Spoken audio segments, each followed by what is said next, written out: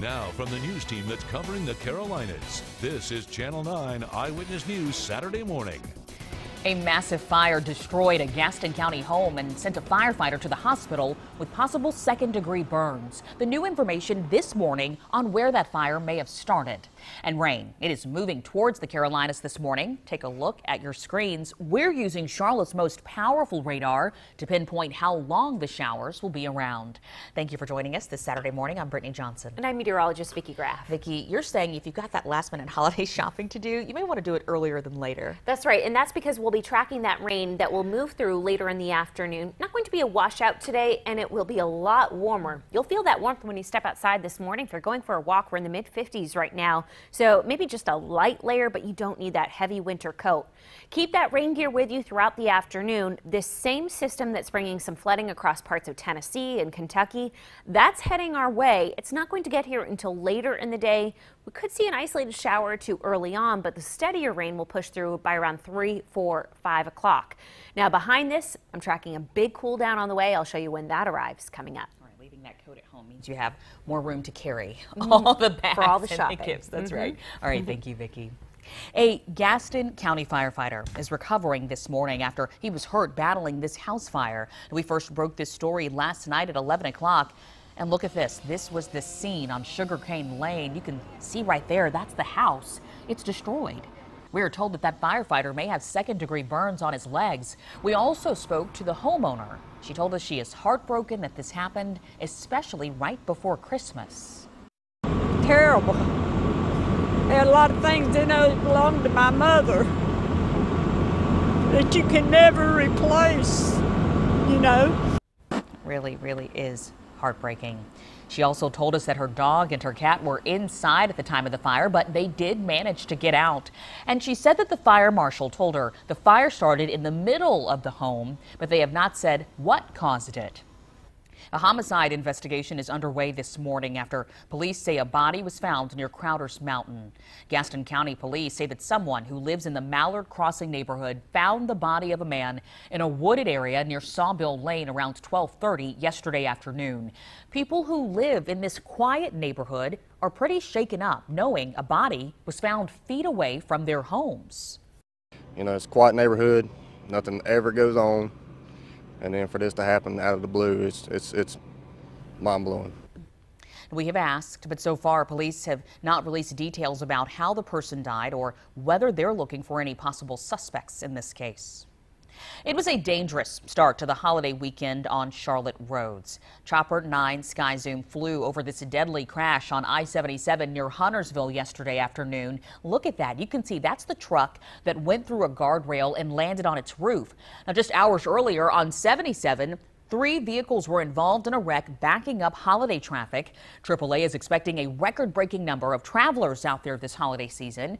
It also says that early morning travel, that is usually the best time to avoid the traffic.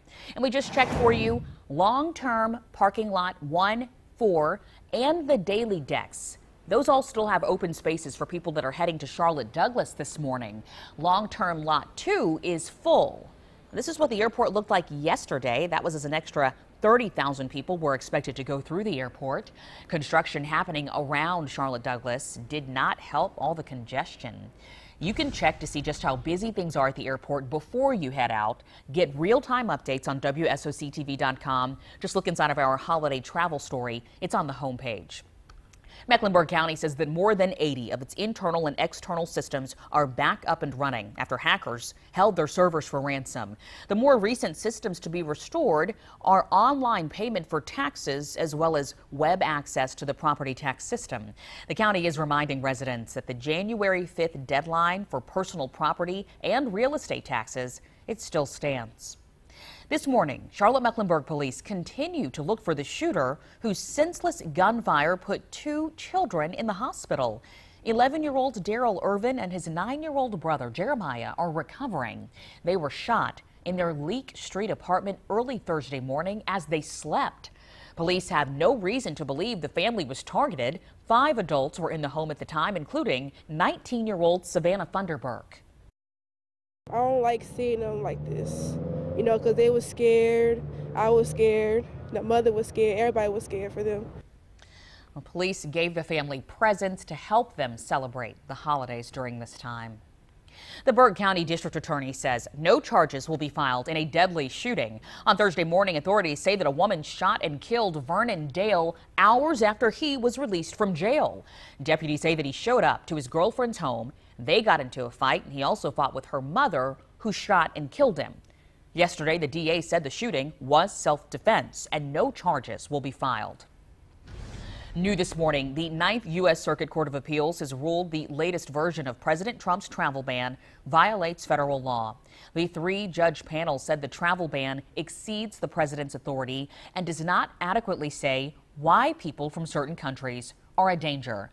But the travel ban will remain in effect. Earlier this month, the Supreme Court issued an order saying that the travel ban can be enforced while challenges to the policy make their way through the legal system.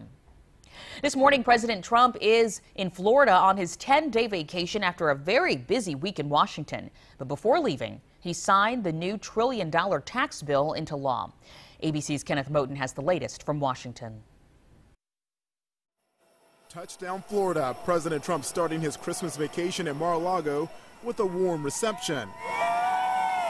In Washington, the president in the Oval Office making good on his promise, tax cuts for Christmas, signing that $1.5 trillion tax bill into law. I consider this very much a bill for the middle class and a bill for jobs. Corporations are literally going wild over this. Not one Democrat supported the tax overhaul they say won't create jobs or help the middle class. But Trump is looking ahead to the new year.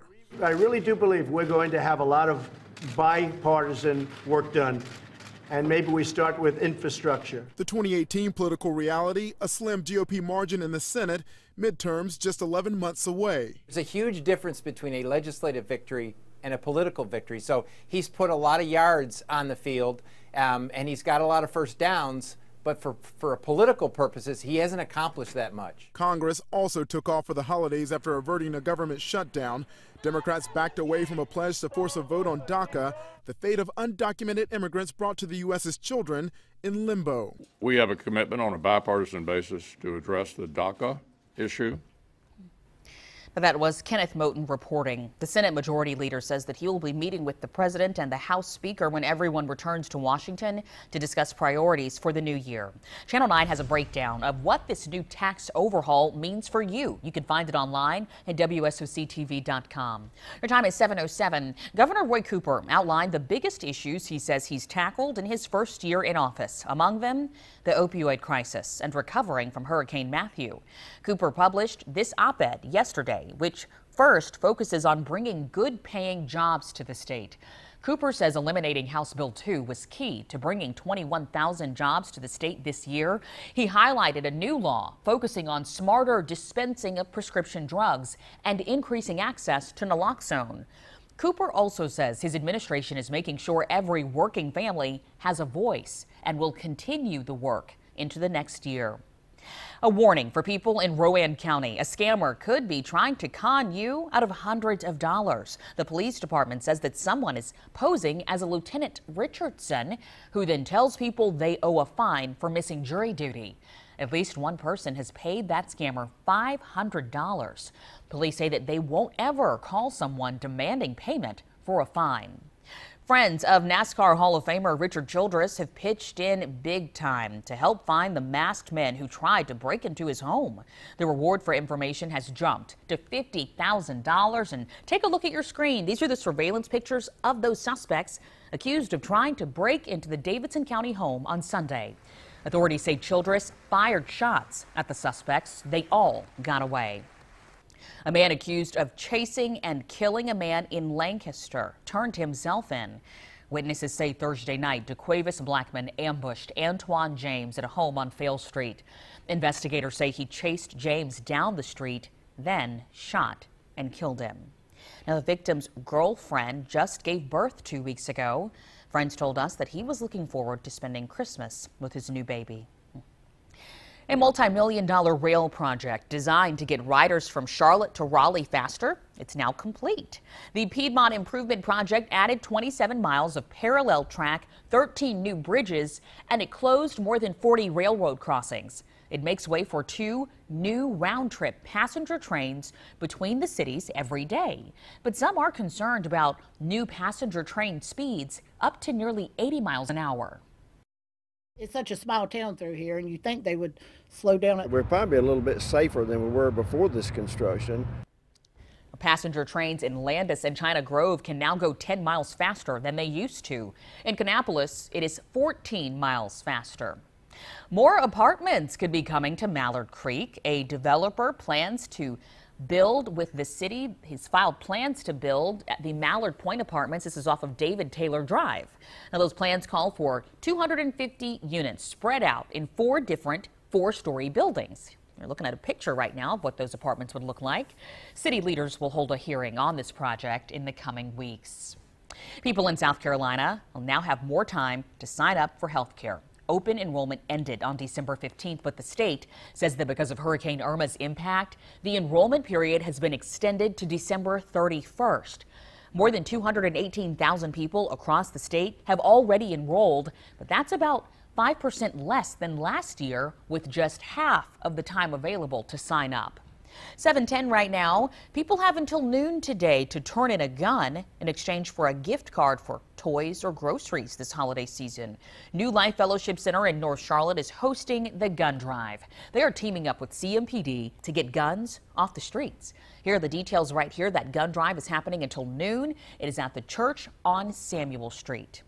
Let's get a live look outside. This is our view from our Speedway cam. Looks like maybe a bug on the screen there, but look beyond that. You can see the clouds that we're starting off with this morning. Not too bad of a start, but we're going to see some changes later on today. Let's get the update from Vicki Graff. And maybe that bug is a sign that we need rain. Well, rain is heading this way. Here's that system. It's still moving across parts of Tennessee, Kentucky, bringing some flooding there. That eventually will make its way through Charlotte later today. You can't rule out a shower or 2 before that, but we're looking at the steady rain. That's going to move through the mountains closer to around midday, 1 o'clock, and then it will slide through Charlotte as we head towards 4, 5, 6 o'clock. So if you have any travel plans across the Carolinas today, be on the lookout for some of that steadier rain.